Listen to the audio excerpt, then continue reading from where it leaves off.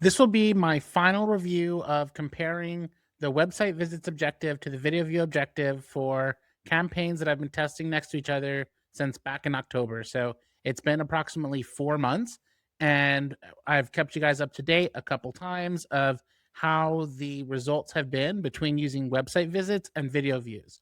Keep in mind, video views is going to optimize for showing as many people the video as possible that it thinks are going to watch the video, and website visits is going to optimize for people most likely to click on the call to action after seeing the video.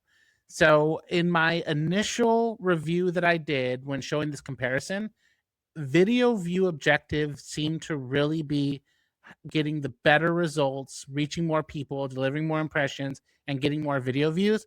And I almost thought, why was it that I used to like website visits as the go to objective here? But as time has gone on, it's reminded me why I prefer to use website visits. As one, it's landing page clicks that you're assessing, not just any clicks on the ad itself. And also, the impact is stronger over time in website visits than it is in video views.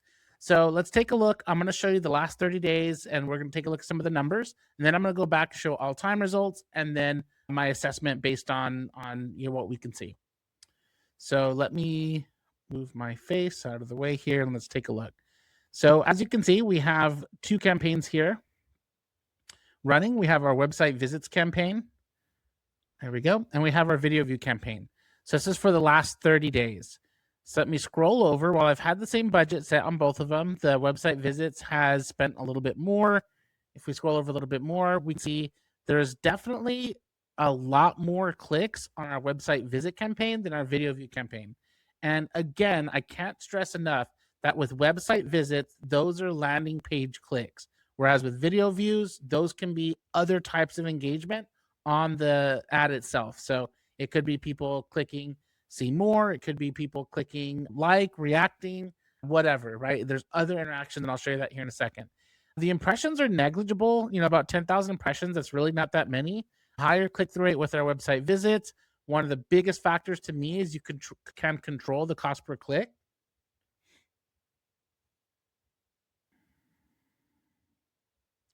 And also, just from past experience, what I've seen is that the quality score is taken into consideration when you are using a manual bid by click, which it isn't for impressions.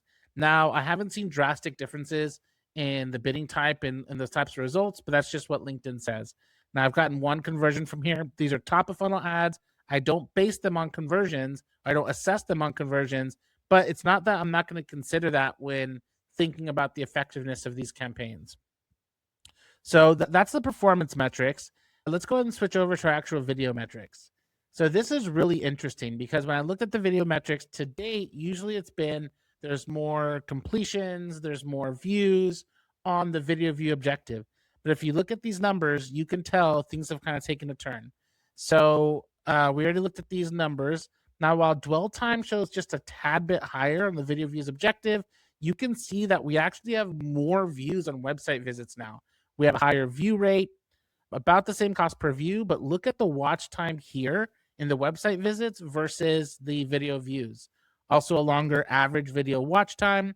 The same here, but we actually have slightly less completions in website visits, but a higher completion rate based on people seeing it. So you see the full screen plays here because a lot of times video views are shown on a mobile phone, which automatically fill their screen and goes to full screen views. For some reason, it doesn't come up on website visits, even though I feel there's definitely full screen plays there. But you can tell that based on what I'm seeing, it looks like the website visits is having a bigger impact.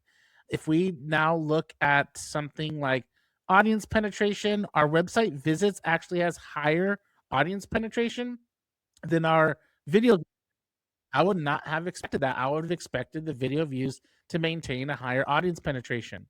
So the one of the biggest things here to look at, aside from one, all those other metrics that are kind of skewing towards website visits. Let's look at the actual engagement. So with website visits, 120 clicks, those are 120 landing page clicks. For video views, we have only seven landing page clicks. And I know part of the idea of the strategy here is show this video to as many people in my target audience as possible. But if it's not reaching as many people as we just saw in audience penetration, and I'm not getting the same quality and kind of clicks that I am from audience from website visits, then it's probably not the best objective to use anymore. I would rather just push that budget into the website visits campaign. While it does have a slight edge on clicks to LinkedIn page, which are still really important, it's by far more in the website visits campaign. A lot of those other clicks are going to add up or from other places, so they're not as relevant. We even have more reactions in the website visits campaign. All really interesting information. Let's go ahead and go back all time and look at this really quick. So in looking at all-time numbers, one we can see is we've had this like dwindling effect. Maybe we should fix this a little bit more to October when we launched it. We've had this, reducing, diminishing effect of video views here, while website visits has consistently remained pretty strong.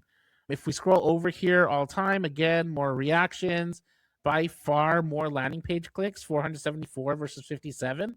And that's what I want, ultimate action I want this audience to take.